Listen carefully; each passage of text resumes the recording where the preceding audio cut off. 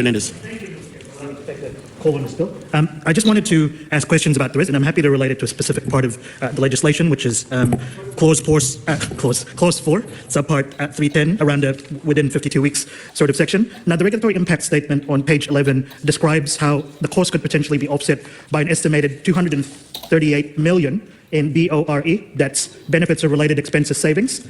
So over the next 5 years, due to an extra 225,000 clients being reviewed. My question is around can the minister please provide a specific breakdown of that $238 million figure? Because it just seems like quite perverse that we're looking to balance the budget on the backs of some of the most vulnerable people in the country. This is almost a quarter of $1 billion. So is that $238 million?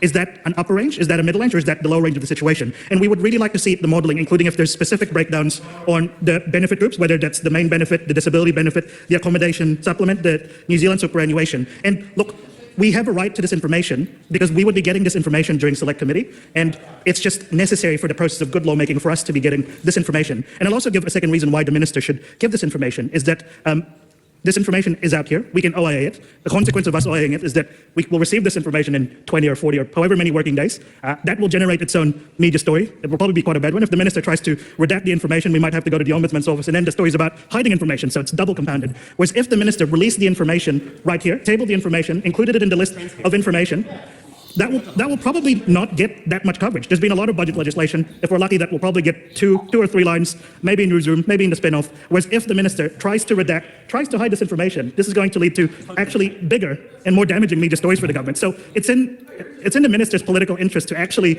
release this information, but it's also in the public interest for us to have this information. And I also want to ask a specific question around how it mentions there's an extra 225,000 clients being reviewed under the paragraph 43. How does that relate to paragraph 40, which says that the staff will be able to manually process approximately 332,000 reviews each year? Is that 225,000 additional to that 332,000, or is that a subset of that 332,000 reviews each year? Because the next part of the questioning that I want to get into is what is the sort of current capacity for the department to be able to do this? And I know that there's an additional investment that's being made in the systems to do that, but what is the baseline that the minister is working towards? How many reviews currently not related to this are they doing each year? And how much additional work will it actually create for the staff?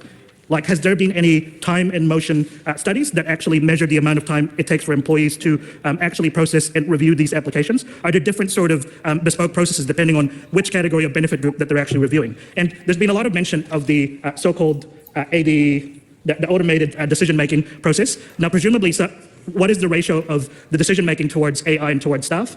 And what additional roles that will be created in MSD that actually relate to having AI expertise to be able to design, handle, and actually work with these models? I'll have some more questioning when we get to that actual part. I'm really interested on exactly what sort of models the minister will be using, but I'll save those questions for when we get to that section. Thank you. Mr. Chair.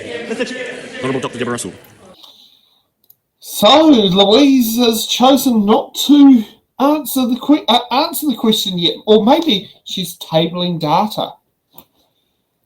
I don't know what she's doing, but this is a common theme with Louise. Every time I see her, you know, we have a lack of transparency with her. We have a lack of consultation with her. We have a lack of her listening to her advisors with her. I mean, it's pretty clear she has one goal, and that's to make cuts. She doesn't care about offering support or, you know, help for people that need a job.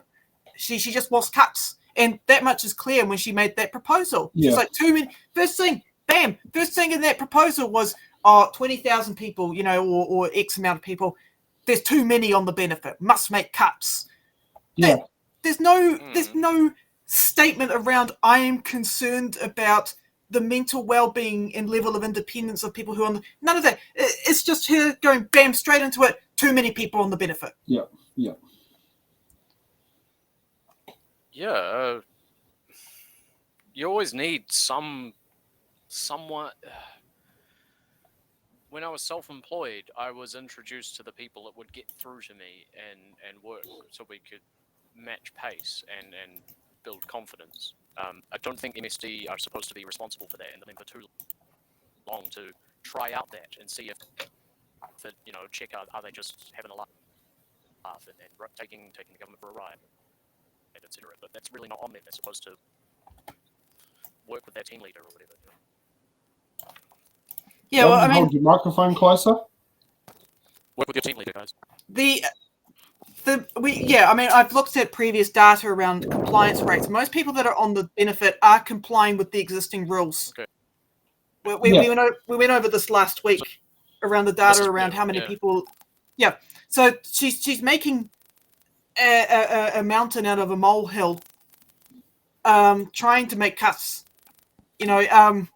So I just quoted from the regulatory impact statement that further strain on MSD case management is likely to occur if the forecasted weakening economic conditions result in greater number of people seeking income support from MSD, limiting the capacity of case managers to focus on other aspects of their role.